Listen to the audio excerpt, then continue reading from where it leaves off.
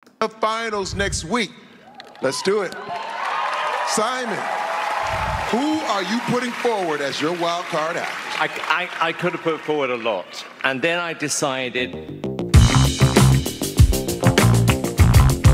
Ayun nga, katatapos lang ng selecting ng mga pasok sa wild card. At inaasahan nating makapasok ang ating pambato na si Shadow Ace at si Roland Bunot Abante. Nakakalungkot na balita dahil si Simon, ang pinili niya ay Drum Atlantic Academy. At bago natin magpatuloy ang ating video, please like, subscribe at pakihit na rin ang notification bell.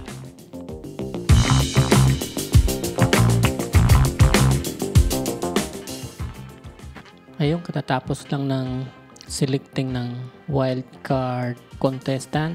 So kumuha ng 4 na performers ang mga judges. Ang bawat isa sa kanila ay kumuha ng tagi-isa, katulad nga ng mga sinabi ko sa naunang video natin. At ayun, may kanya-kanya silang paboritong performers. Ayun nga.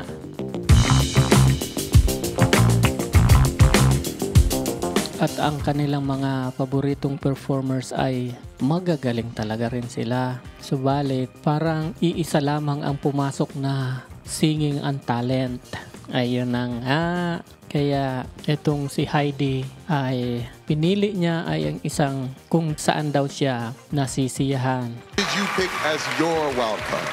Well, I'm gonna choose someone who I was very sad to see go. Someone that loves fashion as much as I do, but can sew himself. He's an aerialist while he swallows some sports. And his name is Erwan Legaya. I hope I say it right. Erwan Legayard! Yes! At ito namang si Sofia ay pinili niya kung sino yung dati niyang binigyan ng Golden Buzzer. Sophia, what is your wild card act? Well, I think it goes without saying that I am going to pick someone from this week. This week has been very, very crazy. And of course, I'm going to go for my amazing golden buzzer, Gabriel Enrique from Brazil. Enrique, your golden buzzer. Now, At ito namang another judge ay pinili niya ay kung saan daw siya napapagalaw. now Howie, who is your wild card act? I don't know. You know what? It's got to be somebody that moves me. Ladies and gentlemen, my choice to go to the finals. Avant-garde! Avant-garde! Grabe, may mga kanya-kanyang dahilan. At ito namang si Simon ay mahilig sa rock. Yun, ganun naman pala. Ganun sila, may mga kanya-kanya silang dahilan sa pagpili ng kanilang mga paboritong performers. Ibig sabihin, kanilang wild card. Ayun. Simon, who are you putting forward as your wild card act? I could have put forward a lot. And then I decided it has to be someone who made the top 3. And one obvious act came to my mind. And this act were heartbroken after they didn't make it through. And I said to them, it's not over yet. And I'm delighted to tell you, my pick is Chioma and the Atlanta Drum Company. Nakakalungkot nga lang dahil ang ating pangbatong si Shadow Ace ay hindi nakasama. Pero gayon pa man, champion pa rin siya sa puso natin at sa puso ng karamihang mga Pilipino. Yun. Kaya wala kayong dapat pag-alala, Shadow Ace, dahil ikaw pa rin ang champion sa amin.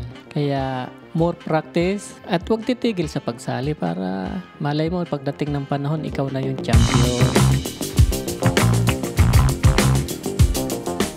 At etong pinaka-paborito ng mga Pilipino na si Roland Bunot Abante, nakakalungkot talagang balita dahil hindi siya napili ng inaasahan nating mga judges. Dahil sa palagay ko, hindi nagustuhan masyado yung huling performance niya. Yun lang ang aking masasabi doon. Ngunit sa puso ng mga Pilipino, ikaw pa rin ang champion. Alam naman natin na sa mga hurado sa American Got Talent, walang judge doon na may dugong Pilipino. Iba-ibang country sila. Si Simon is European. Doon sa country yun si Simon. Etong si Howie is ano yan, Canadian.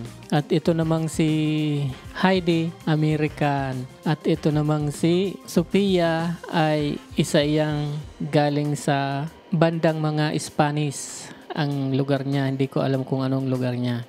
So, ibig sabihin, wala tayong dugo doon sa Horado. Kaya, hindi ko sa sinasabing may paborito. Pero, mas mahalaga pa rin talaga kung magaling ka. Dahil, sino man sa kanila ay pipiliin ka dahil sa magaling ka. At enjoyment yung ginawa mo. Kaya, hindi natin alam kung ano talaga yung pinagbabasihan nila, kung paano sila pipili ng mga contestant, kung anong talent ang mga hinahanap nila. Kaya nga American Got Talent, so talent ang hinahanap nila. Kapag may talent ka talaga nakakaiba, unique at magaling, maaring yun ang hinahanap nila. Kung kayo nagustuhan nyo yung mga pinili nilang wild card, pwede kayong mag-comment ng yes. At kung kayo ay hindi masaya dun sa pinili nilang wild card kasi hindi kasama si Rulan Bunot Abante or si Shadow Ace, pwede kayong mag-comment ng no. Comment kayo ng no. At eto, huwag nyo talagang kalilimutan mag-like and subscribe